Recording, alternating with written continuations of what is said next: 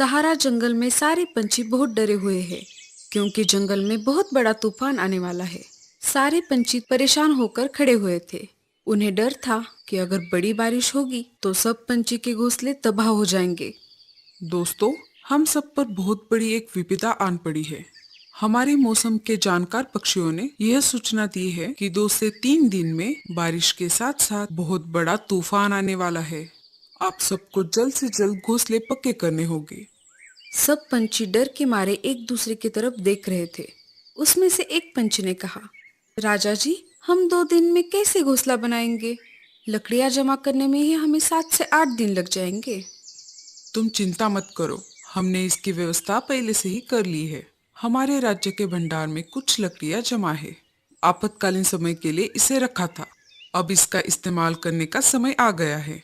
हमारे सहारा राज्य के सिपाही आपके घोंसले के नीचे कुछ लकड़ियां डाल देंगे। आपको सिर्फ अपने घोंसले पक्के करने हैं। चलो, अब घोंसलों की तैयारी में लग जाओ। सारे पंछी अपने अपने घोंसले की तरफ निकल पड़े।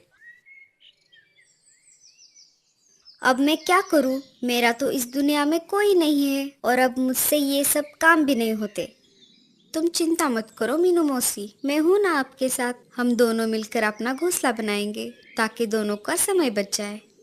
नहीं नहीं, मुझे किसी का एहसान नहीं चाहिए। अगर कहीं तुमने बारिश के समय घोंसले से बाहर निकाल दिया तो मेरा क्या होगा फिर? मैं कहाँ पर जाऊंगी? ऐसी बात नहीं है मीनू मौसी, मैं तो हम दोनों के भले के लिए कह रही थी ताकि दोनों का समय बच जाए। रहने दो, मैं देख लूंगी। ठीक है, जैसी आपकी मर्जी। सब सिपाही पंछी की राह देख रहे थे। सबको घोंसला जो बनाना था। थोड़ी देर बाद सिपाही पंछी लकड़ियां लेकर आ गए। उन्होंने हर एक पेड़ के नीचे लकड़ियां डाल दी।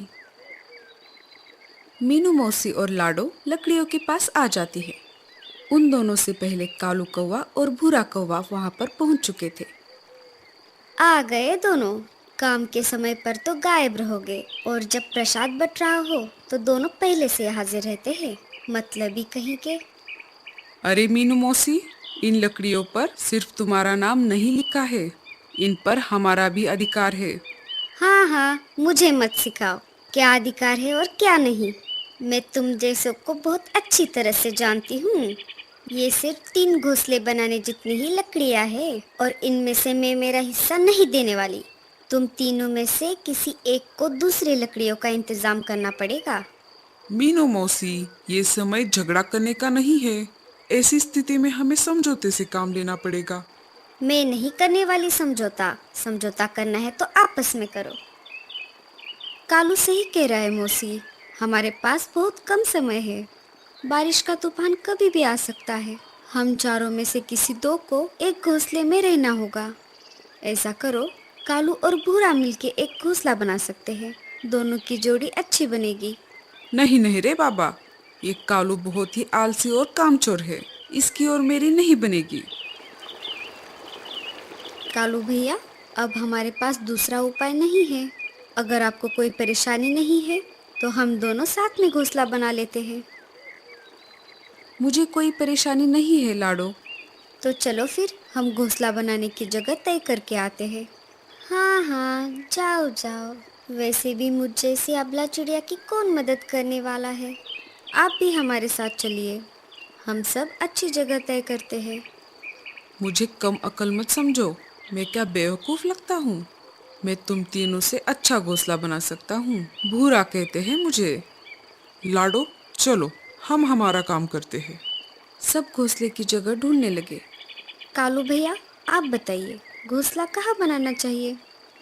अरे उसे क्या पूछ रही हो, मैं बताती हूँ। वैसे भी तुम दोनों से ज़्यादा मुझे अनुभव है। घोंसला ऐसी जगह पर बनाना होगा जहाँ पर लकड़ियाँ लाने में परेशानी ना हो। नहीं लाडो, घोंसला ऐसी जगह पर बनाना होगा जहाँ पर बाढ़ का पानी ना पहुँच पाए।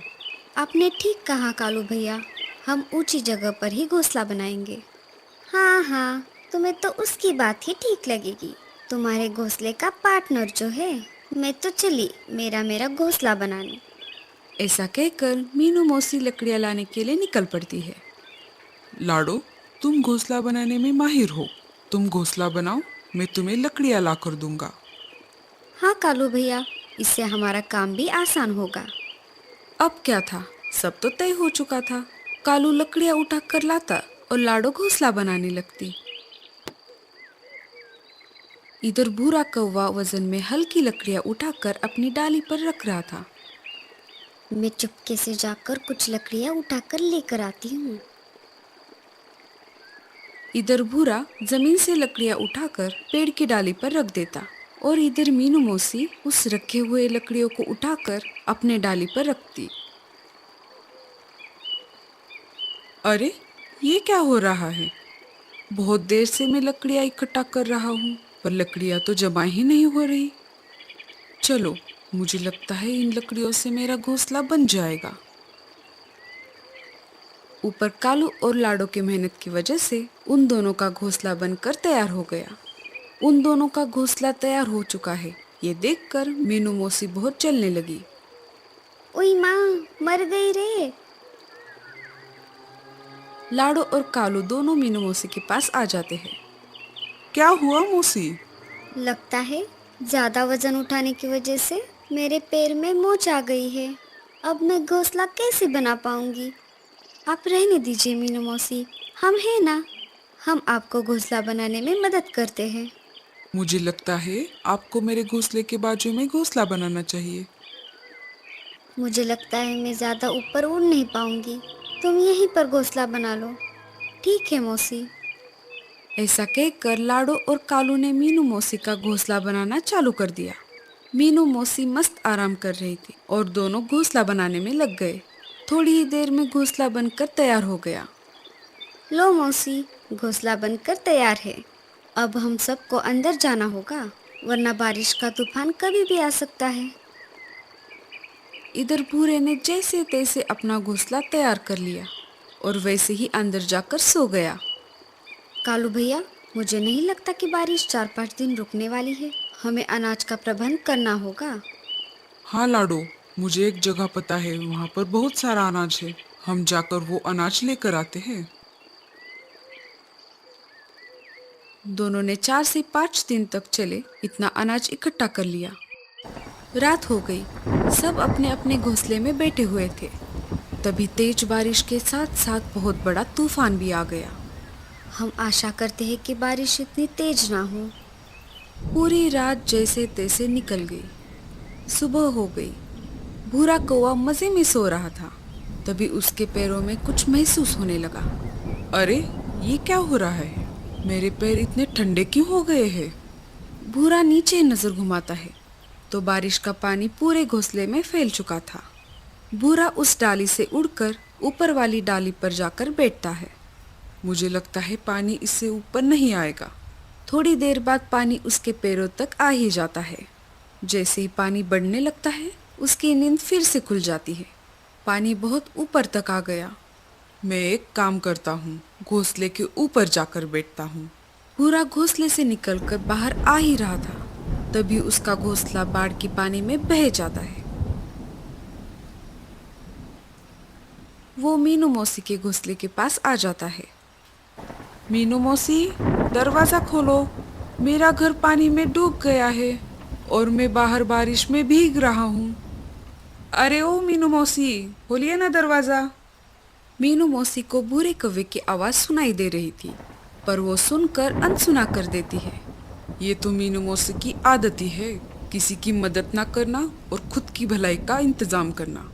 भूरा कौवा लाडो के घोंसले के पास आ जाता है।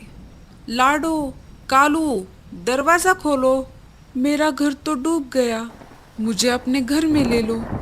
अरे लाडो, कालू, अरे खोलो जल्द से दरवाजा, नहीं तो मैं मर जाऊंगा। लाडो चिड़िया अंदर से घोंसले का दरवाजा खोल देती है। दोनों उसे देखकर चौंक जाते हैं। हमने तुम्हें पहले ही बताया था, बारिश बहुत तेज होने वाली है। अब चलो जल्दी से अंदर आ जाओ। तीनों खिड़की से बाहर का नजारा देख रहे थे। तभी अचानक मीनू मौसी के चिल्लाने की आवाज आ जाती है। अरे मुझे बचाओ कोई! अरे लाडो, कालू, कहाँ गए सब के सब? अरे कालू भैया, लगता है मीनू मौसी किसी मुसीबत में है, हमें उन्हें बचाना होगा। उसके साथ ऐसा ही होना चाहिए, ऐसी बात नहीं है। वो हमारी दोस्त थे और हमें किसी मुसीबत में फंसे हुए पंछी की मदद करनी चाहिए, चाहे वो हमारा दुश्मन ही क्यों ना हो। अगर तुम्हें मदद करनी है तो तुम दोनों ही चले जाओ, मैं नहीं आने वाला। कालू और लाडो घोंसले से बाहर चले जाते हैं। दोनों ने बाहर आकर देखा तो मीनू मौसी पानी में बह रही थी। तभी कालू पेड़ की डाली की सहायता से मीनू मौसी को पानी से बाहर निकालता है। चलो हम घोंसले के अंदर चलते हैं। जैसे ही तीनों घोंसले में जाने वाले थे, लाडो का घोंसला भूरे कौवे के साथ ही पानी में डूब जाता है। भूरा कौवा पानी में डूबने लगता है। कालू भैया, ये क्या हो गया? हमें भूरे कौवे को भी बचाना होगा। नहीं नहीं, मैं उसे नहीं बचाऊंगा। तुमने देखा नहीं वो कैसे मीनू मौसी को बचाने के लिए इनकार कर रहा था। कालू भैया, अभी अभी तो आप कह रहे थे मुसीबत में फंसे पंछी की मदद करनी चाहिए, चाहे वो हमारा दुश्मन ही क्यों ना हो। ठीक है बाबा, बचाता हूँ। अरे मर गया रे, बचाओ। अरे देख क्या रहे हो सबके सब, कोई तो बचाओ मुझे।